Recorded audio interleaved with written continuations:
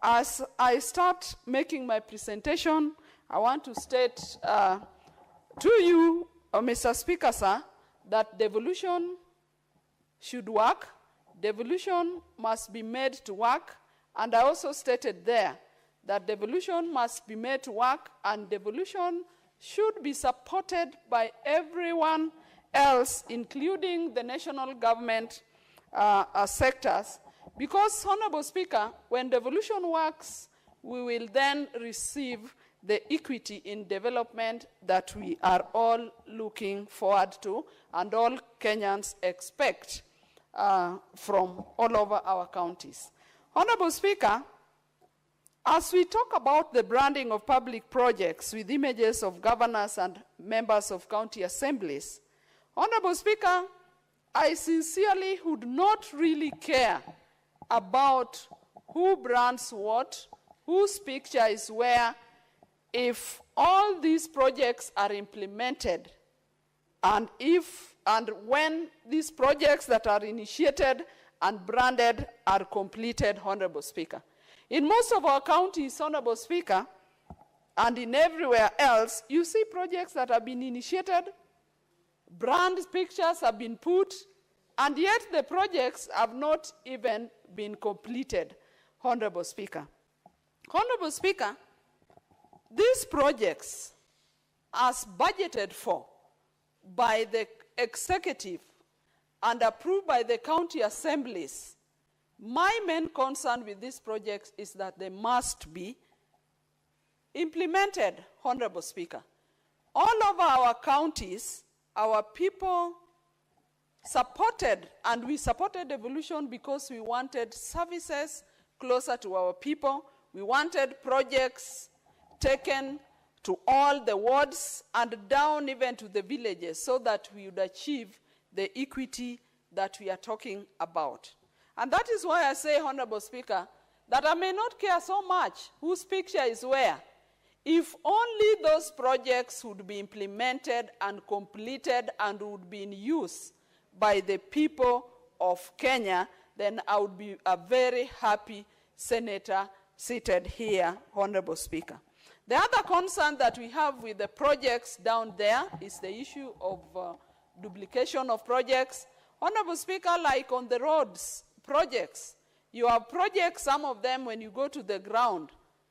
Some of the projects, the carer says they have done them. That is a national outfit. The counties are also claiming they have done those roads. And Honorable Speaker, that is what really should concern this Senate. That as we have proved budgets, and when they go down, who really implements these projects? We have roads around. Why should we have one road being claimed by two entities, Honorable Speaker? And so, Honorable Speaker, that is really what would really concern me. When you come to the branding of the vehicles, Honorable Speaker, traditionally we have grown in this country and we have always known that the red number plate shows it is a mission vehicle.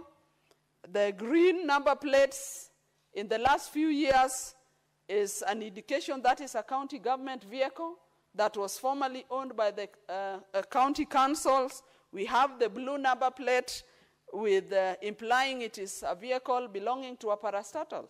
And Honorable Speaker, that is only for identity and for ease of picking which vehicle this is. It is really not meant to make them look like personal issues. Honorable Speaker, even these projects, we need to tell the world, and Kenyans must know, and everybody that holds offices, whether they are governors, MCAs, or even senators here and members of parliament, that these seats come and go.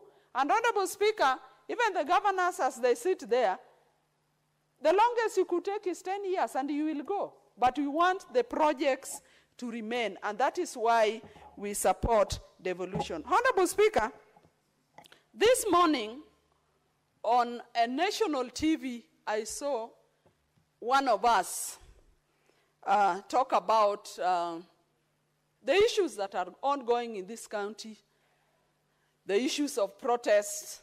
Honorable Speaker, I'm bringing in this because it ties to devolution at some point.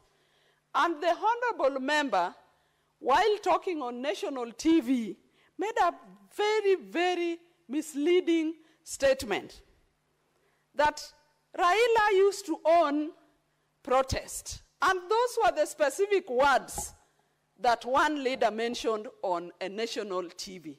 And Honorable Speaker, this leader, I'm surprised, mentioned Raila's name so many times in the course of their presentation, even more than he mentioned his leader, who is the Lord of shares, Honorable Speaker. And the statement the leader made on record, on national TV, on Citizen, is that in the yesteryears, Raila used to own protest. And I keep on asking myself, and I wondered, are these protests a contest? Is there a competition of who has done protest more than the other? Are we competing on whose protests are more magnanimous and which protests have caused the major damage? I want to state here, Honorable Speaker, that whoever made that statement, if you are competing with one Raila Amolo Odinga, then you are not a good student of history. Because the protests that Raila led were protests that had purposes. One of them, Honorable Speaker, is that the initiatives that one Raila Amolo Odinga has made in this country has brought multi-party. The second is that the same initiatives that one Raila Amolo Odinga made is what led to devolution. And I was surprised that the statement was being made by a senator who is a beneficiary of devolution, Honorable Speaker. Honorable Speaker, I then ask myself, what is then the goal that you have for the protest that you now think you have succeeded and exceeded the protest that Raila Amolo Odinga made? What is your purpose? Honorable Speaker, let me come back to his thinking.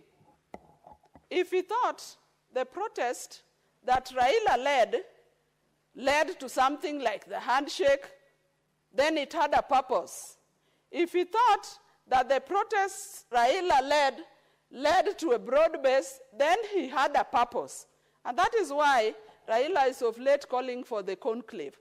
I'm happy that one Raila Amolo Odinga has mentioned and is on record saying that when you say Ruto must go, Raila asks, go where? But I'm happy the same people have come to the same thinking. And they are saying that Ruto, the president, should now stay up to 2027. And so it means that is all what we have been saying. Honorable Speaker, I'm saying this because the devolution we are talking about, it is Raila Amolo Odinga that has supported and initiated. But Honorable Speaker, when we come to these protests, I can see my colleague is signaling me that he needs some time. But I want to say that I have 20 minutes and I will use it successfully up to the end of the 20 minutes. Honorable Speaker, I also had a video that is documented. When a honorable leader in this country wishes Raila death, I want to say shame on you.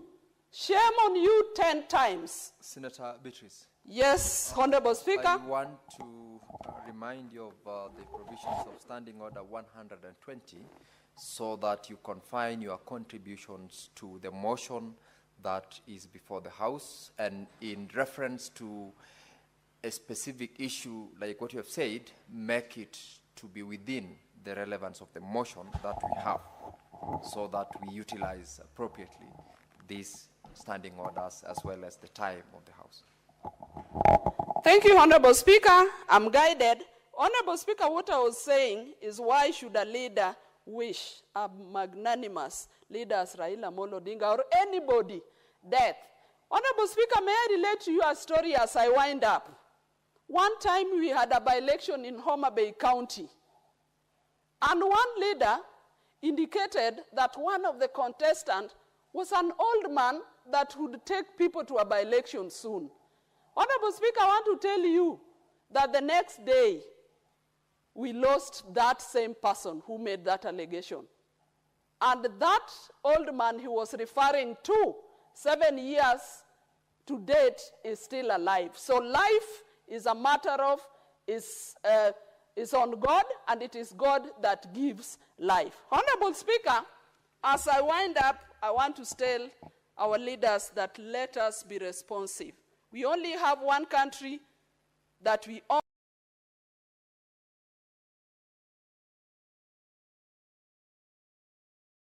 To protect. We only have one country, and we must lead by example. Honorable Speaker, I support this petition, and I want to laud the petitioner, and I want to say that Kenya is indeed a democratic country that gives everybody space,